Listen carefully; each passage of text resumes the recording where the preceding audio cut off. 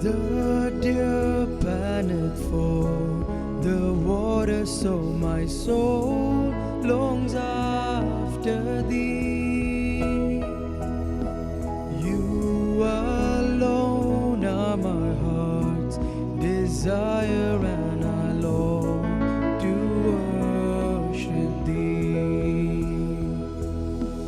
You alone are my strength, my shield. To you alone may my spirit yield.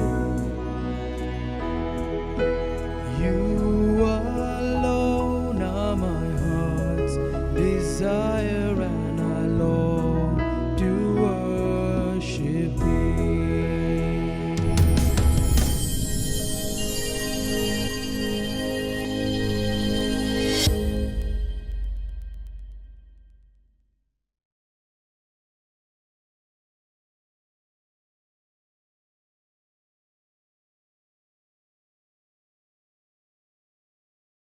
Shalom, dear friends. Once again, welcome to the fascinating stories associated with Jacob.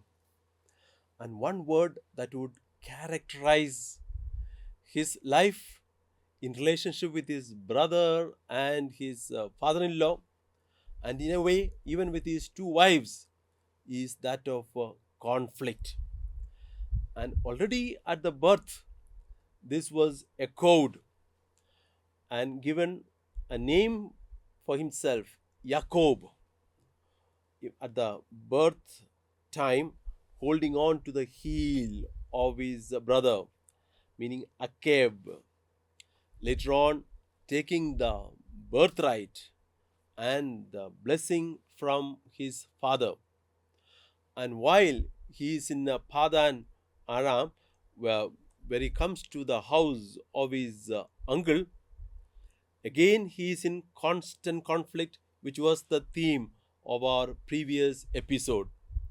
Now, in chapter 32, then Jacob becomes Israel, which is actually a story from the J writer. Jacob is alone before he goes to encounter his brother Esau. And in this story, fascinating story, in chapter 32, verse 25 onwards, he is attacked by a man, and the whole night he struggles, and the reader wonders who will win, because Jacob seems to be more powerful as he has the Herculean strength. Then the man resorts to wounding Jacob by striking the hip socket. And at the end of the struggle, Jacob demands a blessing from the man. He said, "I will not let you go unless you bless me." Instead, he is given a name, and Jacob's name is changed, Jacob, to Israel. God rules. So God is now going to rule Jacob, and it's no more that cleverness, cunningness will rule. In verse 26, the man is telling, "Let me go, for the day is striking, the day is breaking." It's coming from an ancient tradition, the mark of antiquity of the tradition.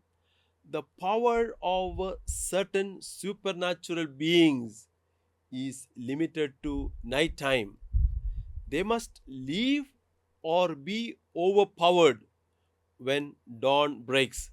So the narrator has put into the story an ancient belief.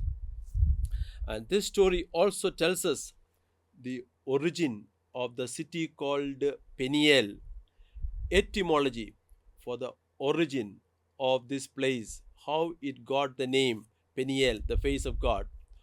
also it speaks about the dietary rule prohibiting Israel from eating the thigh muscle that is on the hip socket. However, this whole event has a profound experience on Jacob. He is a person of honor and integrity. And Jacob getting the name Israel is also a symbol of the struggle of the people of Israel in keeping the covenant with God. The fight was at the threshold of the promised land. The struggle that the people of Israel had to endure as they entered the land of Canaan. Like Jacob, the tendency is to withdraw and give up the struggle as he did almost at the end of the struggle. What one would notice is really the destiny that is denoted in the name. The destiny, the name Jacob, that God is going to rule, and he feels his helplessness.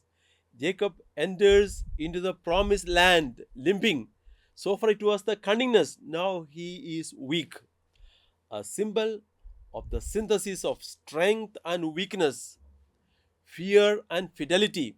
He began with the Herculean strength, but now at the face of God, Peniel, a reminder for the ensuing generation about this God experience of the ancestor, one who once um, exercised his strength.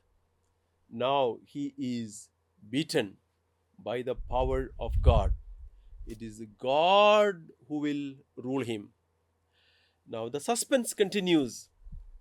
Jacob coming to meet his brother Esau, he expected revenge from his brother, at least a bit of uneasiness. And Jacob did prepare the family for any attack. Look at the order in which he prepared the people: maids and their children, the children from their maids, then Leah and her children. He lined up the children, and finally Rachel and Joseph, the preferred wife and the preferred son. And Jacob led the group. There also we see the courage of Jacob and the humility of Jacob. It says he bowed down 7 times, and the blessing is given to Esau, and he reminds of the blessing that he once usurped. Now the opposite is taking place: compensation for cheating on the blessing. The response of Esau is magnanimous. Esau becomes the epitome of forgiveness. You can see the result of the prayer in 32 verse 11 to 12.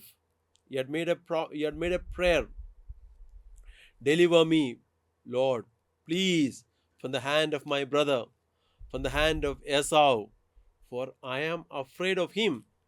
He may come and kill us all, the mothers and their children. Yet you have said, I will surely do you good and make your offspring as the sand of the sea, which cannot be counted because of their number. Jacob brings to mind the promise that God had made to Abraham, to Isaac, and now to Jacob. What we really find, the positive energy that is emanating, because the joy and excitement at the reconciliation that has taken place. Jacob compares his meeting Esau like his encounter with God in verse 10. But still, Jacob does not trust Esau. He is afraid that Esau may take revenge even later. So Jacob buys a land at Shechem and erected a memorial stone to Elohe Israel, El, the God of Israel. And that's how the story concludes. In chapter 34, takes us to a different type of story. Shechem's violation of Dinah and the consequences. To explain the animosity that existed between the Canaanites and Israelite, this story will serve as a background. The children of Jacob behave like their father, resorting to deceit. If you were to read this chapter 34, um, because Dinah was violated by Shechem, meaning the Canaanite people, Simeon and Levi took the full initiative as they are the full brothers of Dinah,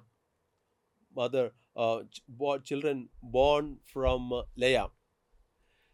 I think the story serves to explain the violent action that threatened the good relations with the Canaanites and the events that forced Simeon and Levi out of the area. So, when you come to chapter 49, when the blessing is given, there is a restriction of blessing to Simeon and Levi. And this story tells us also the result and the consequence of uncontrolled cruelty. At the time of Joshua, the tribe of Simeon got its share. However, it got its share amalgamated with Judah and gradually disappeared from the scene. And Levi did not get a share at all. So this chapter 34 gives a clue why their inheritance was restricted. The above incident at Shechem was recalled by Jacob at his deathbed in chapter 49. And that takes us to the end of Jacob's cycle, chapter 35. That, of course, comes from the Elohist tradition, Elohist writer. It takes the beginning, it moves from to Bethel. There are two stories: fulfillment of a vow to build an altar, and secondly, from verse 16 to 20, the birth of Benjamin. When you look at from verse 9 to 15, we have a summary of the life of Jacob. Jacob returns to Bethel as per a direct command from God. And the first, the visit is because of a vow. And this is clearly an example or a typical example of a pilgrimage. In verse 2, the worshippers undergo a ceremonial purification that consists in changing garments and ablutions. Thirdly, renouncing foreign gods, including household gods. And finally, everything related to foreign cult, earrings and amulets, everything related to that will be destroyed. What's the meaning of this changing clothes? It's a symbol of renewal, new dress. a new reality. Verse 5, very difficult passage. It's a terror from God that shows expression from ancient um, war, the mysterious panic that paralyzed the enemy. God was considered as the God of war at one time, and God's intervention that prevented Jacob's family from the attack of the neighboring people.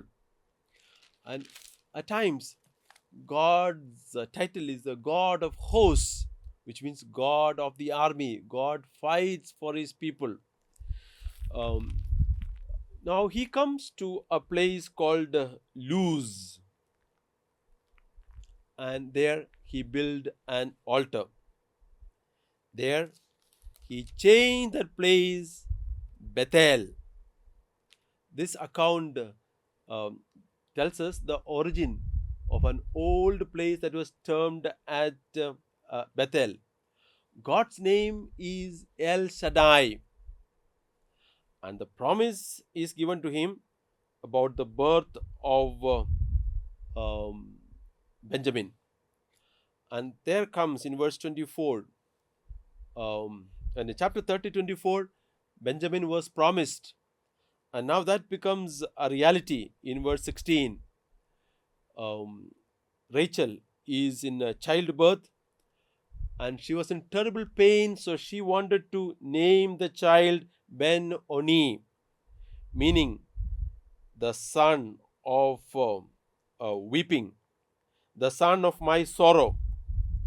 But Jacob wanted to name the child Benjamin, son of my right hand, a propitious name instead of the bad, ominous name Ben Oni.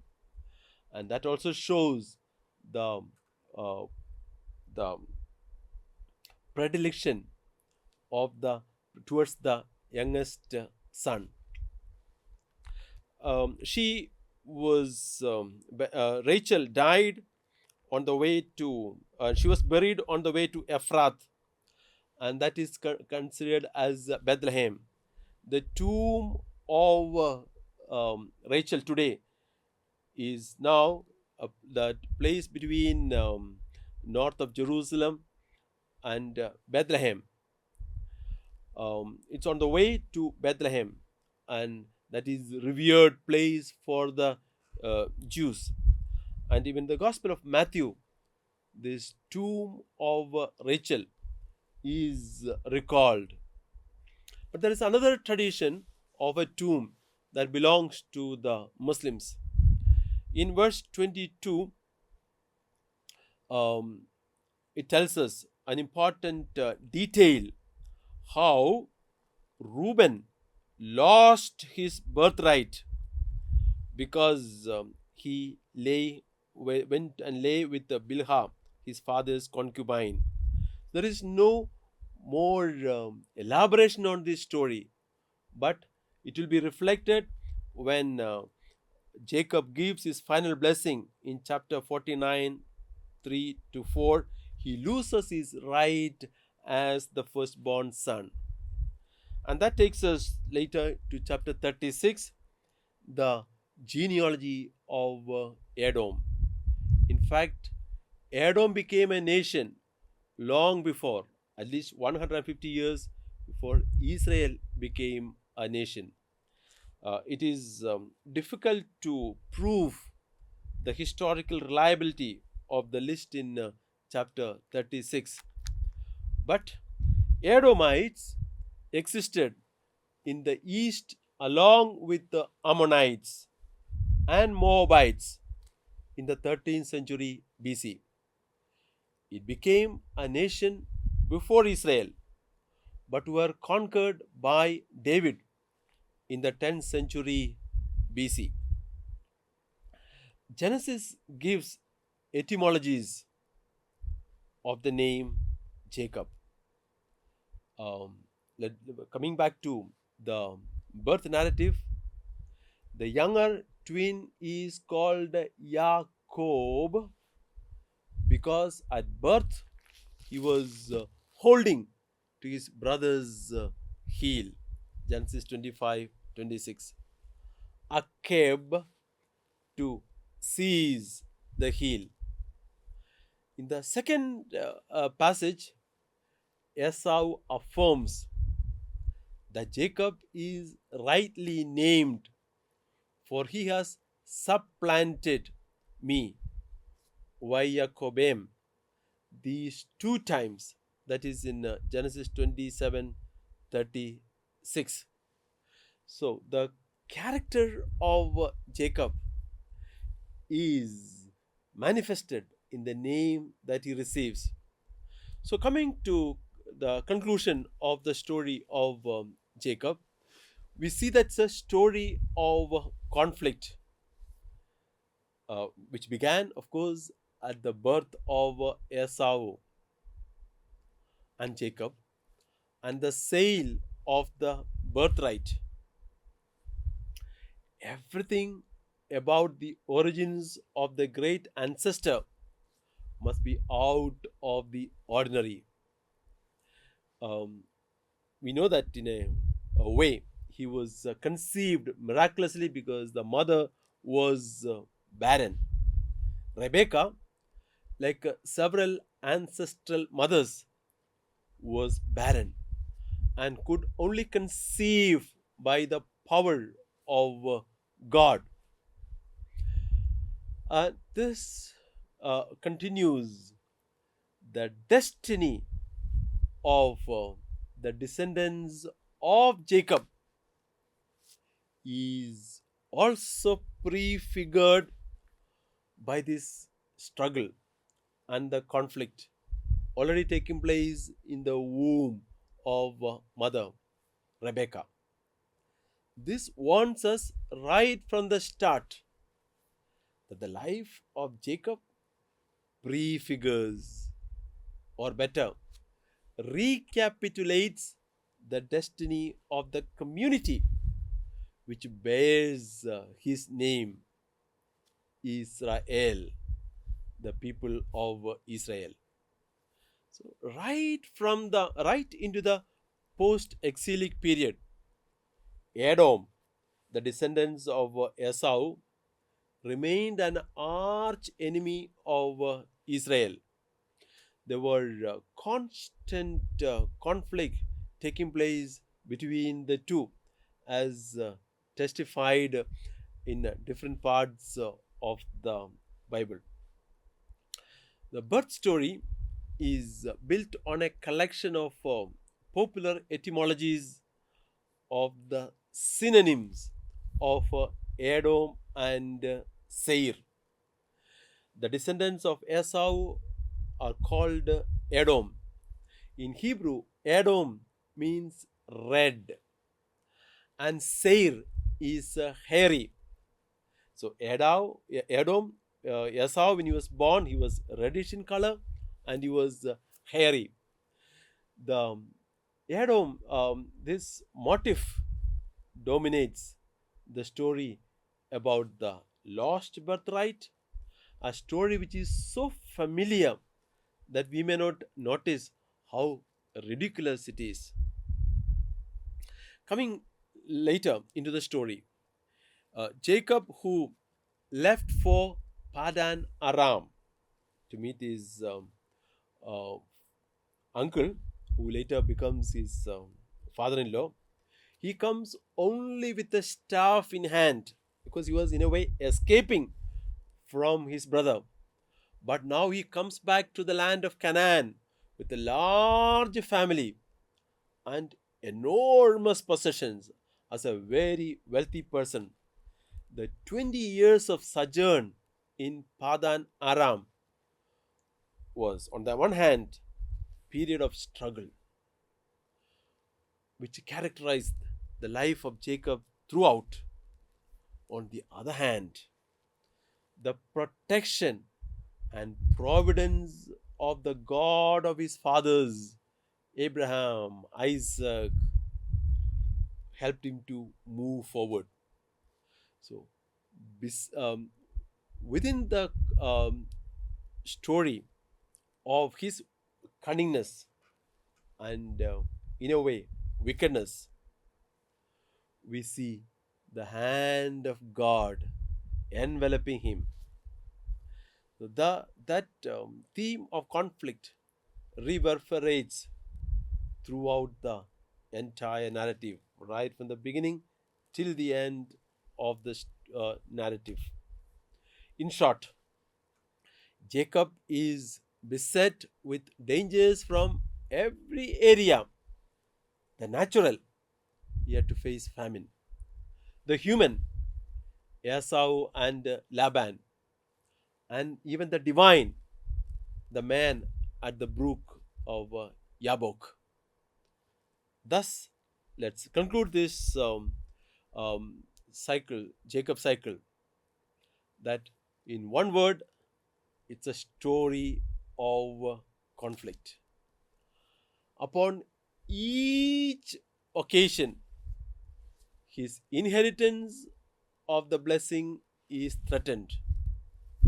The reader frequently feels that the deceitful Jacob deserves. He deserves to be forsaken, left to face alone the full force of his dangers, only to remember how he bluffed and cheated his elderly blind father. And in many spots, Jacob's story is distasteful. In some other place, it's so delightful. The present narrative was written to instruct, not to amuse the readers. The reader has to recapitulate Jacob's own discovery that surely the Lord is in this place and I did not know it. The whole uh, book, whole section permeates this presence of God. And the importance of the family is also very much highlighted. Family ties cannot be broken. It serves a lesson for us in the modern time. And even Esau was estranged, helped with Isaac's funeral, as Ishmael had with Abraham. The the unity, the reconciliation that took place between the two brothers. So too, Laban and Esau, like Ishmael, became ancestors of neighboring Semitic nations. The patriarchs led sacrifices and family prayers, Abraham and Jacob. So, God of Israel was a God of a family, familial God, and that is the time and again described by the repeated term, the God of Abraham, the God of our father Isaac and Jacob. And that will be taken up even in chapter 2 and 3 of Exodus when God encounters Moses. So we conclude this story of Jacob with the uh, working of God in the life of Jacob. On the one hand, his life may appear as a bundle of contradictions and distasteful. At the same time, we see the power of God working in him, and the stories also make it very attractive. And we will proceed with the pattern that is coming up in the Joseph story. Until then, God bless. Shalom. Thank you, Lord, for the gift and love of your sacred word. Open our hearts to put into practice that which you have revealed to us through your word. Amen.